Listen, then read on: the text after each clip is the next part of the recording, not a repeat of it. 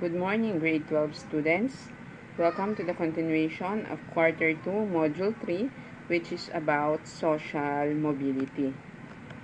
When we say social mobility, this is a process in which individuals or groups move from one status to another or from one class to another. So it is the movement. It is the movement of a people from one position to another in the social stratification system.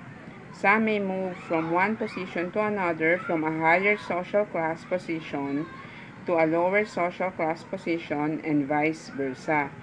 Social mobility indicates changes in the opportunities, incomes, lifestyles, personal relationship, social status, and class membership.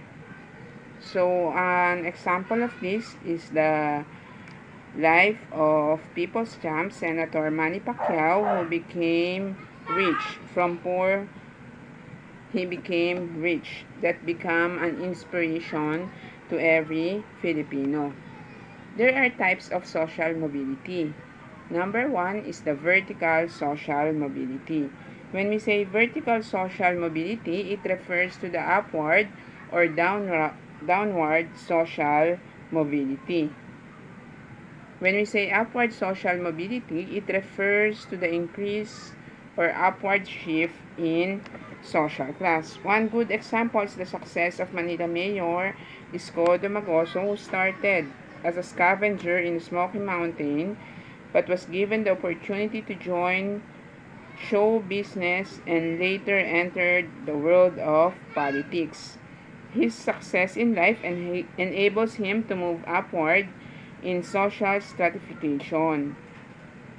Upward mobility is not only limited to becoming wealthy and popular. People who earn a college degree, get a job, promotion, or marry someone with a good income may move up in the social stratification. When we say upward social mobility, for example, a teacher who get another course which is to become a lawyer, so that is upward social mobility. That is upward social mobility. Number two, this is the downward social mobility. This is the opposite of the upward social mobility. This refers to the lowering of one's social class.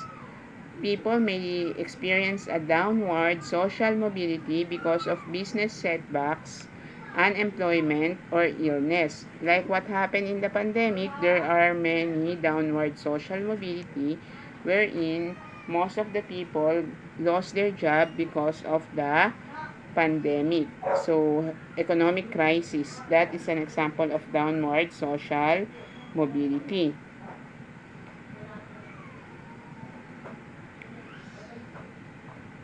We should take note that the vertical social mobility is found in the open class system of stratification. So next is the horizontal social mobility.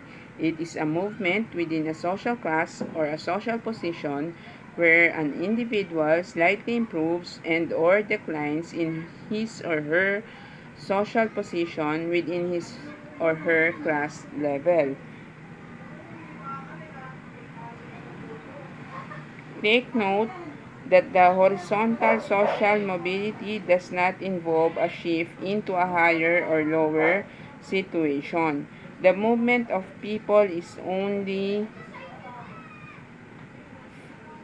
within the same social strata where they belong.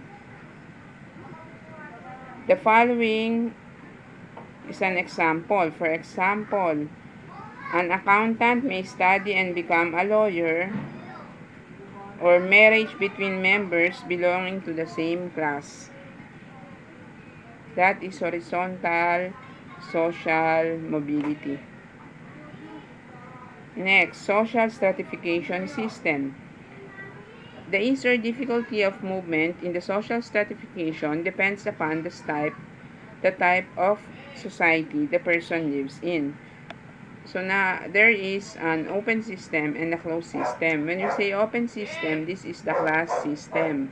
And the closed system refers to the case system that is in India.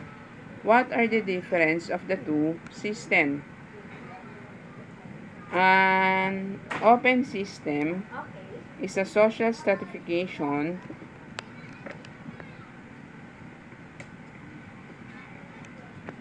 based on birth and individual achievement. In this type of system, people positions are achievable and changeable. In effect, people can be socially mobile. It is possible, therefore, for some people to rise and fall from one class into another. Sa closed system, this is the opposite. When we say case system, this is an ascribed status, which means it is inherited from the family.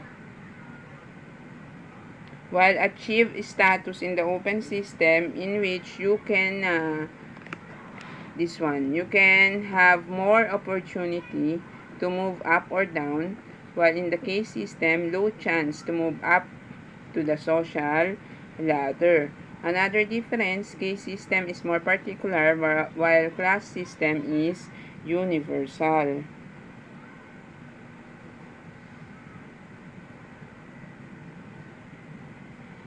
In the case system, people are assigned occupations based on their case regardless of their talents, interests, and potentials.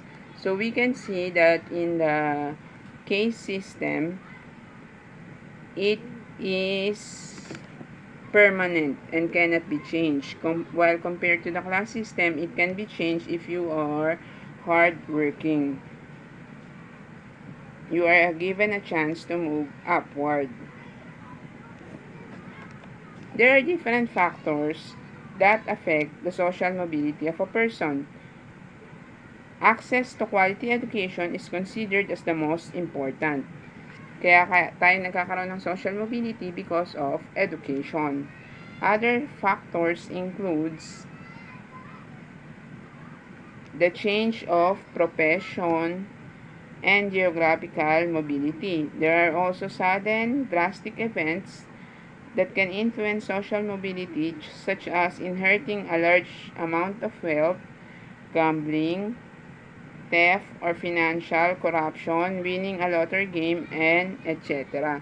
So we can see that there is a positive and negative effect of an open society and a closed society. Chances and opportunities for an upward social mobility are most likely in modern societies with an open system.